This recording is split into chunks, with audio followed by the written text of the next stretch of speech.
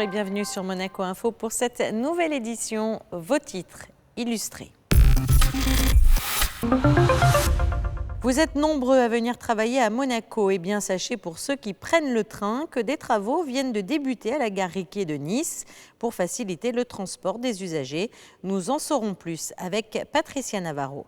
Une conférence qui a réuni les ambassadeurs de Slovaquie et de Moldavie, c'est ce que vient de proposer le Monaco Economic Board aux entrepreneurs monégasques. Avis aux amateurs d'opéra, un opéra inédit se prépare, la reprise de Tannhäuser de Wagner, version de Paris en français. Chaque jour, des milliers de passagers en provenance de l'ouest du département des Alpes-Maritimes se rendent en principauté en prenant le train. Un grand chantier vient d'être lancé à la gare Riquier à Nice pour améliorer le confort des passagers. Monaco a développé une enveloppe financière pour prendre part au projet. Le reportage de Patricia Navarro et de Sylvain Péroumal. Il s'agit de la gare qui accueille quotidiennement le plus grand nombre d'utilisateurs de trains express régionaux dans les Alpes-Maritimes à destination de Monaco. La gare Riquier, située à l'est de la ville de Nice, va dans le courant de l'année bénéficier de nouveaux aménagements. Le quai principal va être allongé pour améliorer le confort des usagers du rail, bien souvent massés les uns contre les autres aux heures de pointe.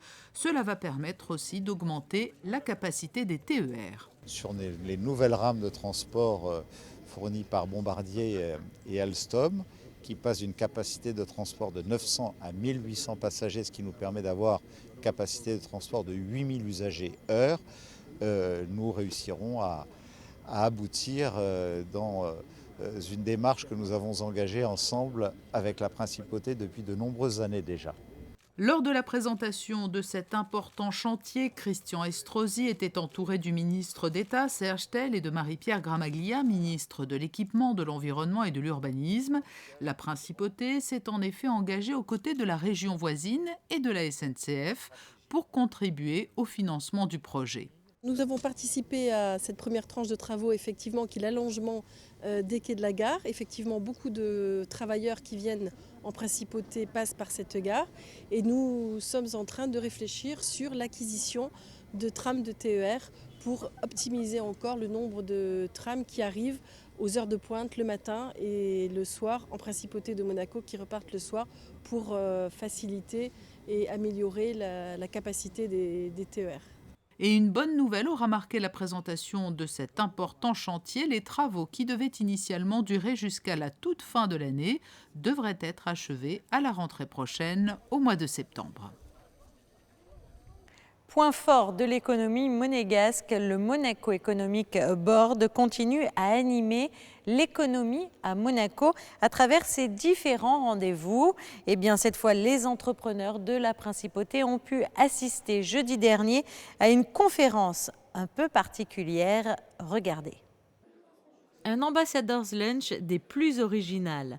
Un rendez-vous inédit pour le Monaco Economic Board qui s'est tenu en fin de semaine dernière au sein de l'Automobile Club.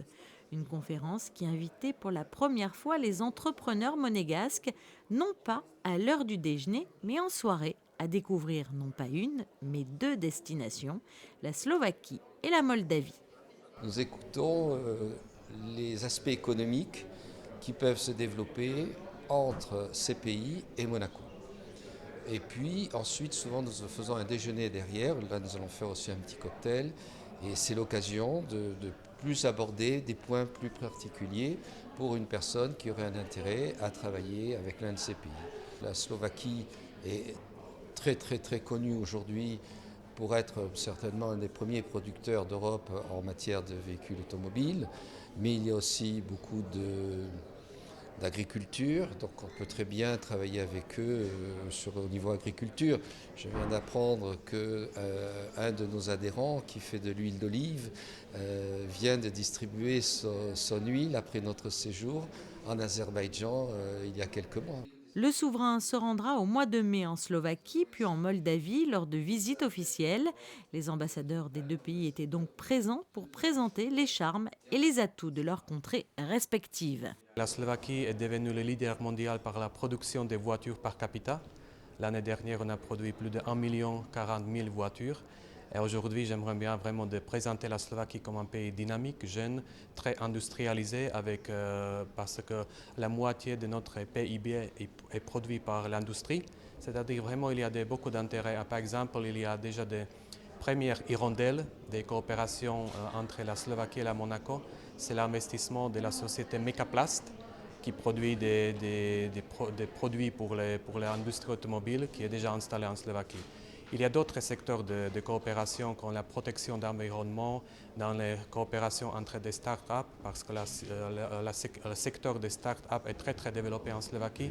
Il y a peut-être de la coopération possible dans le domaine de traitement des déchets, traitement des eaux usées, c'est-à-dire vraiment dans plusieurs domaines, il y a des possibilités de coopérer. Située au cœur de l'Europe centrale, la Slovaquie est devenue au fil des ans très attractive pour les investisseurs, à l'image de l'entreprise monégasque Mecaplast qui y a implanté l'an dernier une nouvelle usine. Par ailleurs, l'économie slovaque est l'une des plus dynamiques de l'Union européenne. Située aux portes de l'Ukraine et de l'Union européenne, la Moldavie, quant à elle, attire elle aussi de plus en plus d'investisseurs étrangers. C'est vrai que même jusqu'à maintenant, la Moldavie reste une terre peu connue en Europe. Voilà pourquoi notre mission est de faire connaître la Moldavie parmi les hommes d'affaires monégasques. Le placement géographique de la Moldavie, qui est aujourd'hui, on peut le voir donc comme un pont entre l'Europe, disons ça, et le monde slave. Si on parle des atouts concrètement économiques, donc je peux vous dire que le salaire moyen en Moldavie, c'est autour de 200 €. Par exemple, les impôts pour les sociétés, c'est de 12%, les charges sociales, 23%. Donc, c'est un taux qui est le moins élevé dans la région. La Moldavie est aussi très prisée pour son agriculture et le développement des services, des secteurs de plus en plus recherchés et porteurs d'avenir. La Slovaquie et la Moldavie, deux destinations donc qui pourraient vivement intéresser les entrepreneurs monégasques. C'est un événement inédit pour l'Opéra de Monte-Carlo et pour le monde de l'opéra en général. La reprise de Tannhäuser de Wagner, version de Paris en français, un opéra qui n'a pas été donné depuis près de 150 ans. José Sacré a assisté aux premières séances de travail. Son reportage.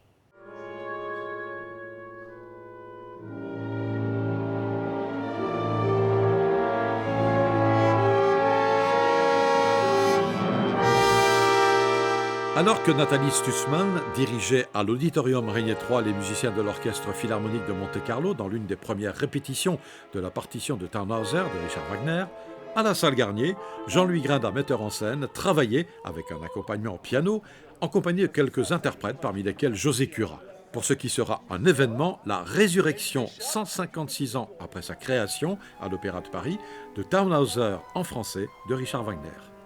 C'est un grand événement puisque justement on n'a plus jamais joué cette version depuis 1861, depuis mars 61 exactement. C'est une version que Richard Wagner a écrite pour l'Opéra de Paris en français d'après son premier Tannhäuser qui était celui de Dresde de 15 ou 18 ans avant. Et voilà, il avait souhaité séduire le public parisien aussi parce que Paris à ce moment-là était la capitale mondiale de l'opéra. Tous les grands compositeurs se devaient d'y faire des succès. Rossini y fut un roi, Verdi a également composé, Donizetti, enfin tout le monde était là et lui se devait de réussir à Paris. Ce fut malheureusement un échec. Pour présenter une œuvre à l'Opéra de Paris, il fallait que celle-ci soit écrite en français. La traduction, plus encore la réécriture du livret en français, devrait-on dire, de Tannhäuser, a été réalisée par Charles Nutter, de son vrai nom Charles-Henri Twinet. C'est l'empereur qui avait obligé, en quelque sorte, le directeur de l'opéra à programmer ce Tannhäuser. Alors donc l'aventure était un peu, quand ça se fait contre les intérêts et contre la volonté d'une maison, ça devient compliqué. 160 répétitions ont été nécessaires pour monter ce Tannhäuser, cette création française de 1861, ce qui est absolument hallucinant en nombre d'heures de travail. Mais l'entreprise était bien évidemment colossale, il y avait des chanteurs très intéressants à l'époque pour le faire. Et puis il s'est heurté, comment dire, à la haine, on peut dire ça, d'une certaine partie, d'une frange du public parisien, notamment les fameux membres du Jockey Club qui étaient très très courroucés que le ballet, rajouté par Richard Wagner pour Paris, soit placé au premier acte, plutôt au prologue, mais pas au deuxième acte comme eux en avaient l'habitude. Et donc, comme ils n'arrivaient que pour le deuxième acte, ils étaient très mécontents. Il y a donc eu toute une cabale de montée. C'était en quelque sorte des sponsors, non? C'était des sponsors qui venaient voir leurs favorites à l'opéra. Et donc, ils se sont fâchés, ils ont organisé une cabale, il y avait les pour, il y avait les contre. Finalement, ça a remporté un certain succès, ce spectacle, mais ça a été un peu comme Hernani, une grande bataille. Tannhäuser de Richard Wagner, Tannhäuser en français, dans une mise en scène de Jean-Louis Grindin, une direction musicale de Nathalie Stutzmann, avec José Cura, Jean-François Lapointe et Megan Miller, à l'Opéra de Monte-Carlo, les 19, 22, 25 et 28 février. Go.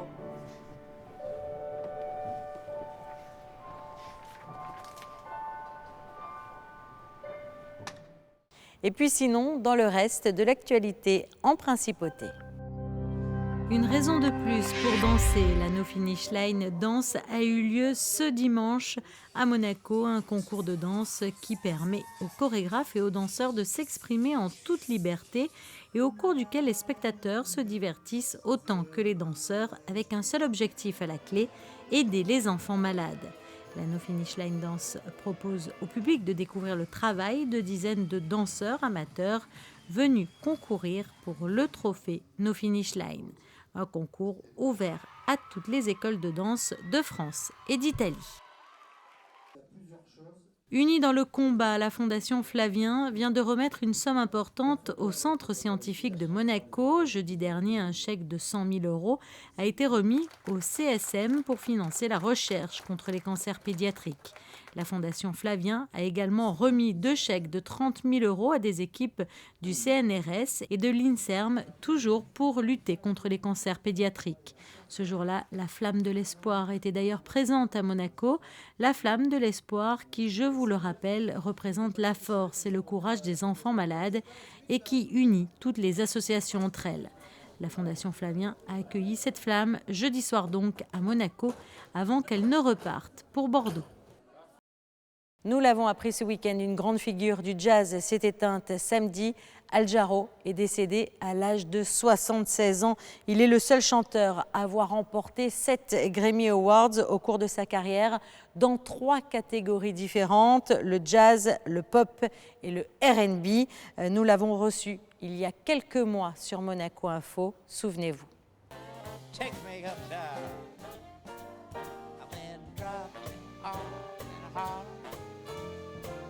It is place and heart. Someone that makes it feel like that is heaven. I'm just flying. I love it. It's just wonderful, beautiful feeling to sing with this band and sing in a different way than I normally do and give this to the people. That's great. Thank you, God. Those southern skies, they're in my baby's eyes. I idolize my baby's eyes. Classy uptown style. En ce moment, la météo est assez indécise. Alors, qu'en sera-t-il pour les prochains jours ? Mardi, sortez les parapluies. Il pleuvra dès le lever du jour et l'après-midi sera grise et venteuse. Les températures oscilleront entre 12 et 15 degrés. À compter de mercredi, le ciel sera plus clément. Un temps partagé entre le gris et le bleu mercredi et vendredi. Quant à jeudi, le soleil sera complètement de retour et le climat plus doux. Les maximales atteindront les 16 degrés. Le week-end, quant à lui, sera mitigé, même si samedi, la journée tendra vers le bleu. Des averses sont à prévoir. Dimanche sera quant à lui triste et nuageux. C'est le moment pour moi de vous saluer et de vous laisser entre les mains de Frédéric Hélion pour votre magazine Actu Sport. Au revoir.